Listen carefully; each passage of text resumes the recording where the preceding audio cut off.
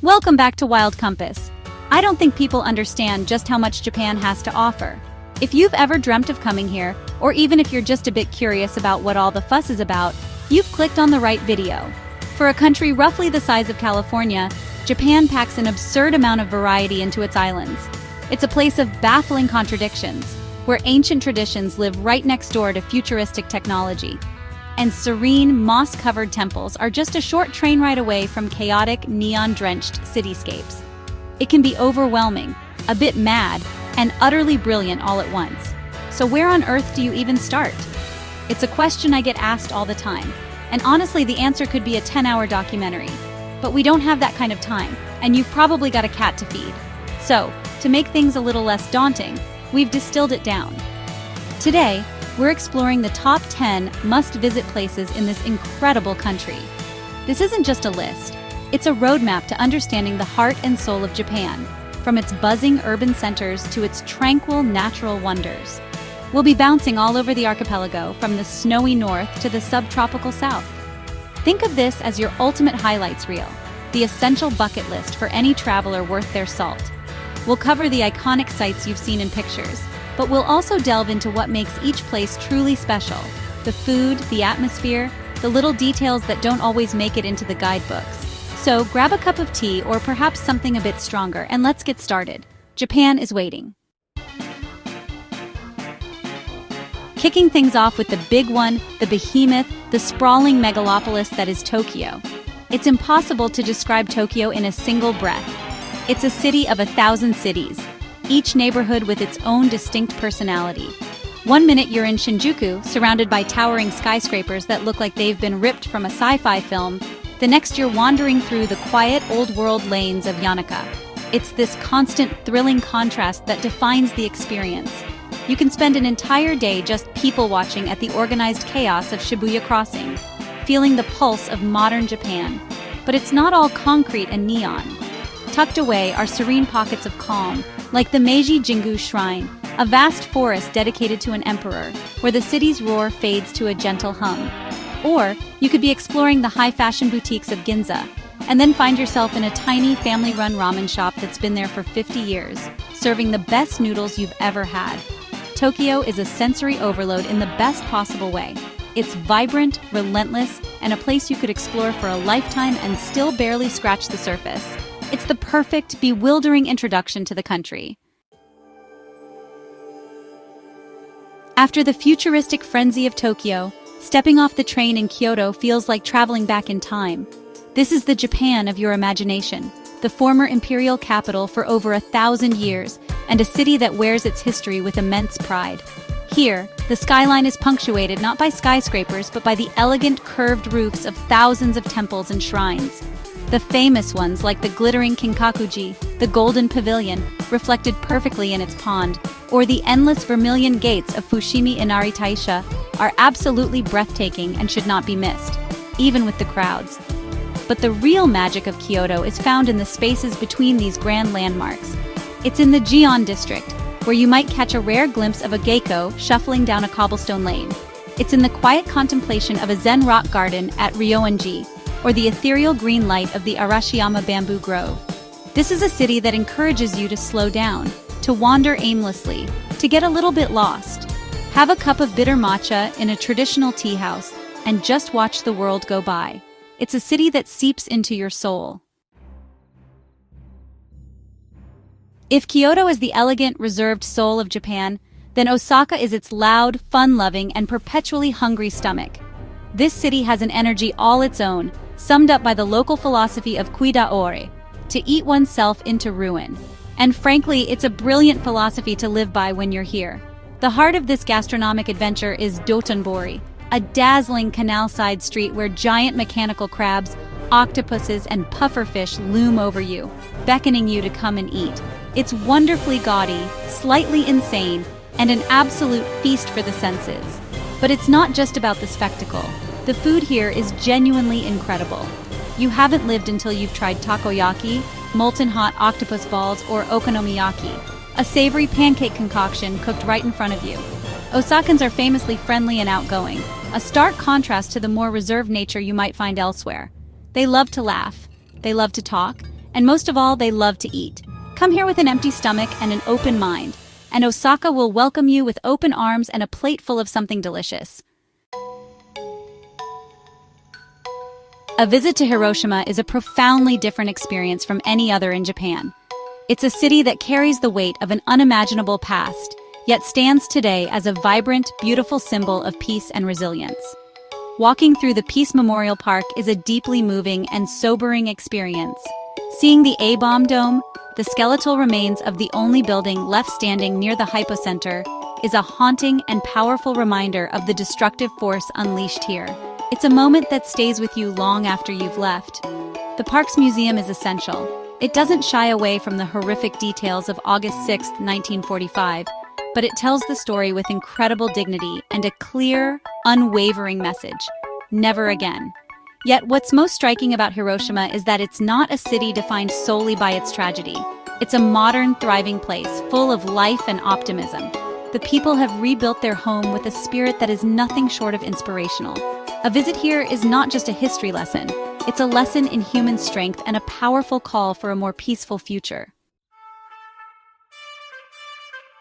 Just a short trip from Kyoto or Osaka lies Nara, Japan's very first permanent capital. And while it boasts some of the country's oldest and most significant temples, let's be honest about the main attraction: the deer. Hundreds of them, and they are everywhere. They wander through the temple grounds, they nap in the shade of ancient trees, and they will shamelessly bow to you in exchange for a special cracker, or shika senbei. It's a surreal and utterly charming experience, though a word of warning: they can get a bit pushy if they suspect you're holding out on them. Once you've paid your respects, and your crackers, to the local wildlife, you can explore the incredible history here. The main Tadaiji temple houses a colossal bronze Buddha statue, so large it's hard to comprehend until you're standing right beneath it. The entire structure is one of the world's largest wooden buildings, a true marvel of engineering. Nara Park, where most of the sites are located, is a beautiful place to just wander, with lanterns lining the paths to Kasuga Taisha Shrine. Nara is a delightful, slightly eccentric day trip that perfectly combines nature, history, and very forward deer. It's the undisputed symbol of Japan, a perfectly conical volcano that has inspired artists and poets for centuries. Mount Fuji, or Fuji-san as it should be called, is magnificent. However, it's also notoriously shy, often hiding behind a blanket of clouds for days on end. Catching a clear view of it feels like a genuine achievement, a reward for your patience. One of the best places to try your luck is the Fuji Five Lakes region at its northern base, where you can get those classic shots of the mountain reflected in the water of Lake Kawaguchiko. For the truly adventurous, you can climb it, but only during the official season in July and August. It's a grueling overnight trek, undertaken by thousands of people who huddle together at the summit to watch the sunrise, known as Goraiko. It's not a walk in the park, but it's an unforgettable pilgrimage. Even if you don't climb it, just being in its presence is awe-inspiring. Whether you see it from the window of a speeding Shinkansen or from the shores of a tranquil lake, Fuji-san's majestic presence is something that truly has to be seen to be believed. If you think you know Japan, a trip to Hokkaido will make you think again. This is Japan's wild frontier, its northernmost island, a place of vast, untamed landscapes, rugged mountains, and, honestly, a totally different feel from the rest of the country. In winter, it transforms into a powder snow paradise, with world-class ski resorts like Niseko attracting enthusiasts from all over the globe. The Sapporo Snow Festival is a mind-boggling display of artistry, with enormous, intricate sculptures carved from snow and ice that have to be seen to be believed. But Hokkaido isn't just a winter destination. In summer, the island comes alive with color, as fields of lavender and flowers stretch to the horizon in places like Furano. It's a paradise for hikers, cyclists, and, well, anyone who loves the great outdoors. And of course, there's the food. Hokkaido is famous for its incredibly fresh seafood. The sea urchin and crab are legendary, and its rich dairy products, which means fantastic ice cream and cheesecake. It's a taste of a wilder, more rugged Japan, a perfect escape from the urban sprawl. Now, let's journey from the far north all the way down to the subtropical south, to the island chain of Okinawa. This feels like another country entirely. The air is warm and humid, The sea is a brilliant turquoise, and the vibe is laid back and relaxed. This is Japan's answer to Hawaii, a beach lover's paradise with some of the most stunning coastlines you'll ever see. Forget everything you know about mainland Japan. Life moves at a different pace here, a pace they call Okinawa time. Beyond the beautiful beaches and world-class diving spots, Okinawa has a rich and unique culture, a legacy of the former Ryukyu kingdom.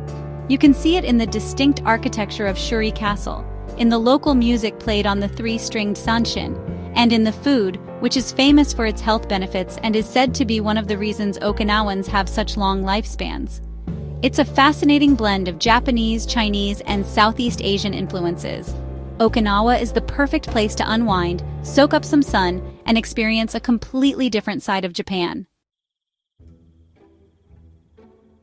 Don't say Keko, magnificent, until you've seen Nikko. That's the old Japanese proverb, and it's not wrong.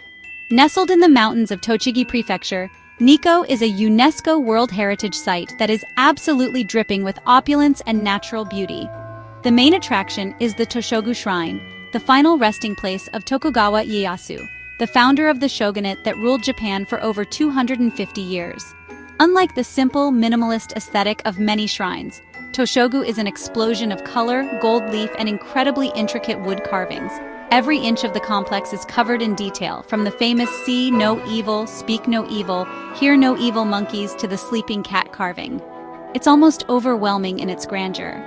But Nikko is more than just this one shrine. The entire area is set within a stunning national park. A short bus ride takes you to the breathtaking Kegon Falls, one of Japan's most famous waterfalls, and the serene Lake Chuzenji. It's a perfect blend of man-made splendor and awe-inspiring nature, a place that truly lives up to its magnificent reputation. Just a short and easy trip from Tokyo, Hakonei offers the perfect antidote to the city's hustle and bustle. It's a mountainous resort town nestled in the crater of an ancient volcano, famous for two things: spectacular views of Mount Fuji, on a clear day of course, and its abundance of onsen, or natural hot springs. There is no better way to relax and rejuvenate than by soaking in a mineral-rich bath, either in a traditional ryokan inn or a public bathhouse, with steam rising up into the crisp mountain air. It's a quintessential Japanese experience. Hakonei is also a fantastic open-air art gallery, with the Hakonei Open Air Museum scattering huge sculptures across a beautiful landscape. You can ride a switchback railway up the mountain, take a ropeway over a steaming sulfuric volcanic valley called Owakudani, where you can eat eggs boiled in the hot springs, which are said to add years to your life, and even sail across Lake Ashi on a bizarrely designed pirate ship. It's a fun, slightly kitsch, and incredibly scenic loop that offers a little bit of everything. It's the ideal place to recharge your batteries before heading back into the fray. And there you have it, a whirlwind tour of 10 places that, in my opinion, capture the incredible diversity and magic of this country. From the electric energy of Tokyo to the tranquil onsen of Hakonei, each destination offers a unique window into the complex character of Japan.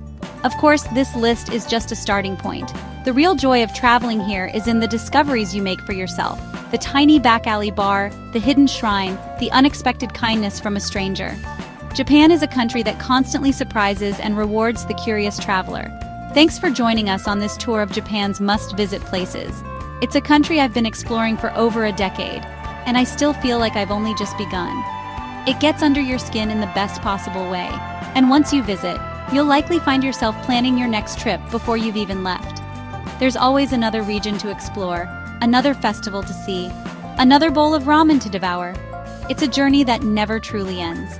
So, whether you're planning your first trip or your 10th, I hope this has given you some inspiration for your own adventure. Go out, get wonderfully lost, and make your own discoveries. We hope you get to experience these amazing destinations soon. Trust me, it's worth the trip. Right, I'm off for some takoyaki. Cheers!